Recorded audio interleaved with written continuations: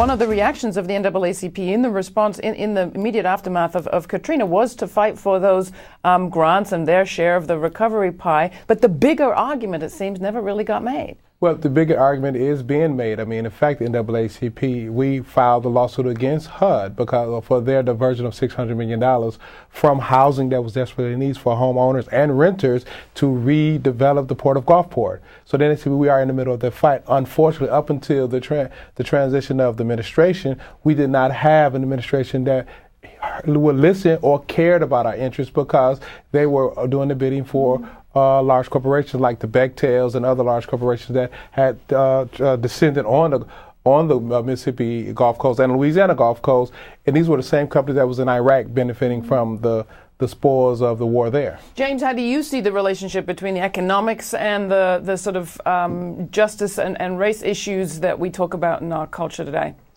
Yeah, well, there's clearly intermingled. One point I think I want to make just with respect to the recovery or the lack of a real recovery in the Gulf Coast, I think it's important to remember that it's not just a matter of the White House, that you've got 435 people in the House of Representatives, you've got 100 senators who effectively really have all kind of fallen down on the job. We could talk about the past a little bit, but a lot of those same folks are in office. And I think when you have folks who are black or brown, don't have to be black or brown, but certainly when they're black or brown and they're low income, their ability to be protected, to be advocated for by those inside the Beltway is a real concern, and it's been one for a long time. And of course, there's the intersection of race and class.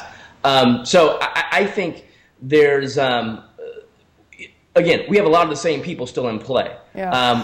The idea of effective representation I mean, I'm all with you on the bold dreams and big victories and everything, but we're in a situation right now where we've done a lot of reporting of what's happened in Baltimore. We've done a lot of reporting on the Gulf Coast. We're looking at massive profits by some Wall Street banks today, miserable poverty still continuing, unemployment continuing, foreclosures by the million coming down this year, disproportionately on people of color, specifically African-American communities, and yet this economic crisis we're in seems to me exists in a different bubble than the racial justice and gender justice conversation. Aren't they the one and the same? Absolutely. There's no question about it. The NAACP certainly sees it that way. We've been involved in this fight for a very long time. We sat down with Ben Bernanke 2 years Chairman ago. Of the Fed. Chairman of the Fed, over 2 years ago now, to talk to him about some trends we were seeing occurring. The African-American community, of course, becomes that canary in the mine shaft. That is, we feel it first. It hits us the hardest. We know what's going on. We can call it in many ways before it hits the rest of the country. We saw this happening.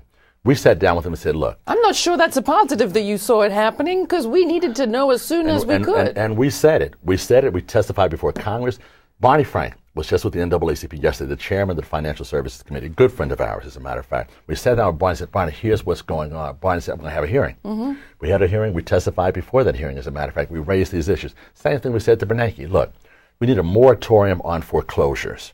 What we're saying is that because of predatory lending practices going on throughout our country, African Americans are being steered into high-cost, subprime loans, early payment penalties, and other problems that are very well going to put them out of business. Right. They were giving loans to people that could not sustain them, as a matter of fact. They were going and talking to our elderly, targeting our elderly, saying, look, we know that the house is paid for. We know your husband's died and gone. We know that very well you're living on a little pension and some Social Security, but you need a new roof, and energy prices are skyrocketing.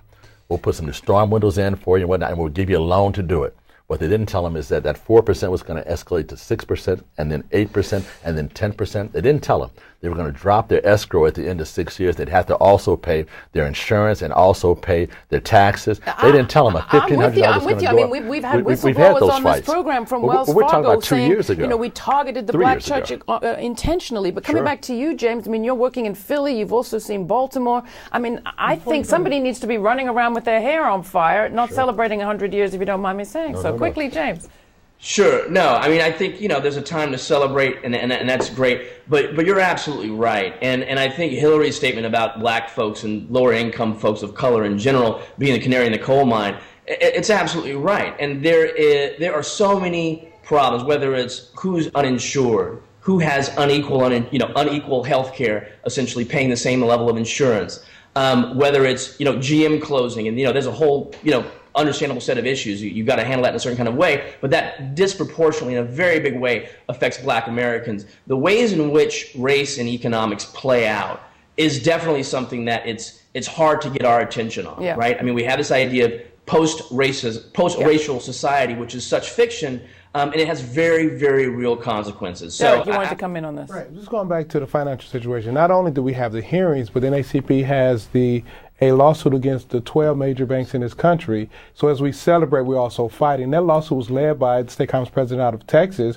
who have a very strong position, and we've survived a motion for summary judgment. It ties around to the nominations of Sonia Sotomayor. We are positioned well now. We are in the fight of relevant issues that goes cross race and gender, and we're in the middle of that fight. That's what NAACP has always stood for. So we're going to celebrate the 100 years because it empowers us to understand that with all the obstacles that faced us before, we were able to overcome those obstacles. But with the understanding that the fight continues, and here are a list of things that we're doing currently.